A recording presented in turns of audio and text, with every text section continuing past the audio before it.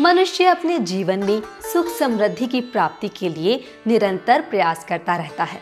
अपने जीवन को खुशहाल बनाने की इस चाहत में मनुष्य ईश्वर की साधना, व्रत और ध्यान जैसे कई साधन का मार्ग अपनाता है। अपने ईश्वर के प्रति इस श्रद्धा भाव को प्रस्तुत करने का एक तरीका है व्रत। और आज हम आपको एक ऐसे ही व्रत के बारे में बताने जा रहे हैं जिसका नाम है संकष्टी चतुर्थी।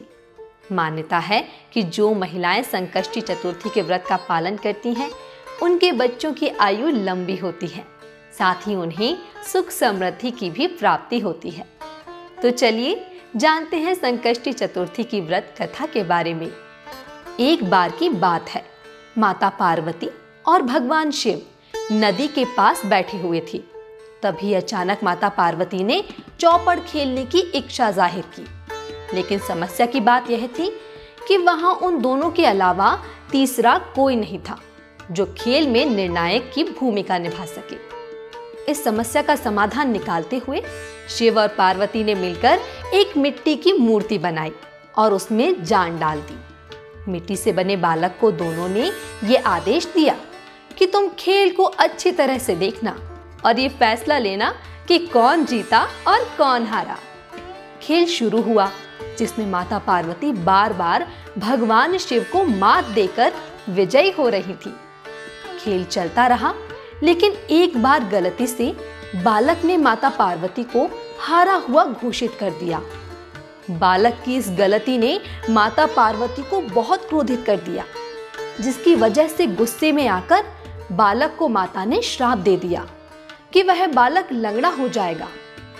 और फिर क्या था, उसके बाद वो बालक लंगड़ा हो गया। बालक ने अपनी भूल के लिए माता से बहुत क्षमा मांगी और उसे माफ कर देने को कहा।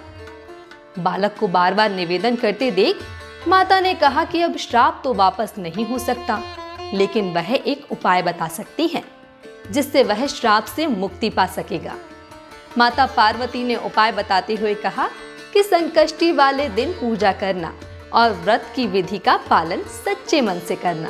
बालक ने व्रत की विधि को जानकर पूरी श्रद्धा पूर्वक और संपूर्ण विधि अनुसार व्रत किया। उसकी सच्ची आराधना से भगवान गणेश प्रसन्न हुए और उस बालक को दर्शन दिए। भगवान गणेश ने उस बालक से उसकी इच्छा पूछी। तभी बालक ने गणेश जी से माता पार्वती और भगवान शिव के पास जाने की अपनी इच्छा को जाहिर किया। गणेश जी ने उस बालक की मांग को पूरा कर दिया और उसे शिवलोक पहुंचा दिया। लेकिन जब वह वहां पहुंचा तो उसे केवल भगवान शिव ही मिले। माता पार्वती भगवान शिव से नाराज होकर कैलाश छोड़कर चली गई थी। जब शिव जी ने उस बच्चे को पूछा कि तुम यहाँ कैसे आए, तो उसने बताया कि गणेश जी की पूजा से उसे ये वरदान प्राप्त हुआ है।